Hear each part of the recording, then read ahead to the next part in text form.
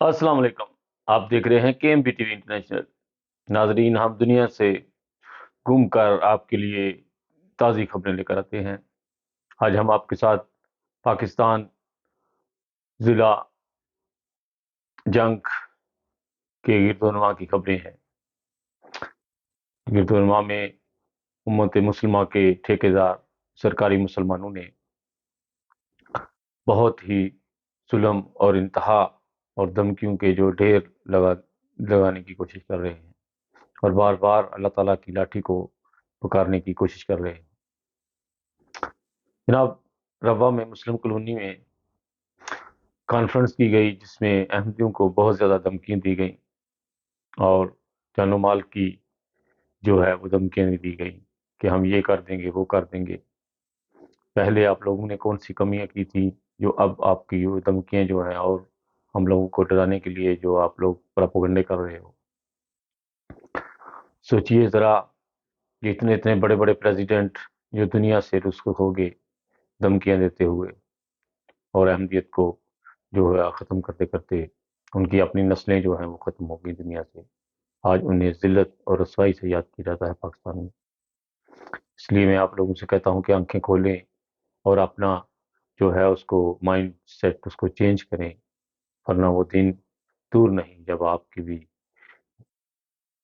تقدیر آئے گی اور پھر آپ کی نسلیں بکھر جائیں گی، آپ کا نام لینے والا کوئی نہیں ہوگا۔ اس لیے خدا کا خوف کریں اور اللہ تعالیٰ کی لاٹھی کو پکارنے سے جو ہے کہ بار بار آپ کی طرف آئے اور آپ کو نصف نبود کر دے۔ اللہ تعالیٰ سے معافی مانگ لیں۔ وقت دور نہیں کہ کس وقت آپ کے اوپر جو لاٹھی ہے وہ کام کرنا شروع کر دے۔ اس لیے بار بار میں آپ لوگوں کو سمجھا رہا ہوں کہ باز آ جائیں، باز آ جائیں، باز آ جائیں۔ اس کے علاوہ جناب، نواز شریف صاحب انگلینڈ جا رہے ہیں، اس کے بعد امریکہ جائیں گے۔ پاکستان میں انہوں نے کافی کمائی وغیرہ کر لی ہے۔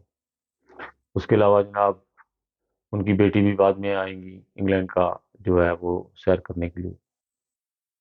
اور فلسطین کے ایک اسٹوڈنٹ نے تقریر کی اور مسلمانوں کی آنکھیں کھول دیں۔ غزہ کی اسٹوڈنٹ تھی جو پاکستان میں، اور بہت ہی اچھی تقریر کی ہے، آپ لوگ سن سکتے ہیں، ٹک ٹاک میں بھی آپ کو مل سکتی ہے، اور یوٹیوب میں بھی شاید لکھیں غزہ اسٹوڈنٹ پاکستان تو شاید ویڈیو نکل آئے۔ بہت ساری دعاؤں کے ساتھ خالد بٹی کو اپنی دعاؤں میں یاد رکھیے گا، اور زیادہ سے زیادہ دعاؤں کے اوپر زور دیں جو پیارے آقا نے فرمائی ہے، اور آپس میں اتحاد کرنے کی کوشش کریں۔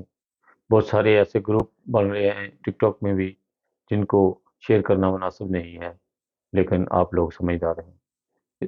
اوکے جی، انسانیت زندہ باد۔ اوکے جی، خدا حافظ۔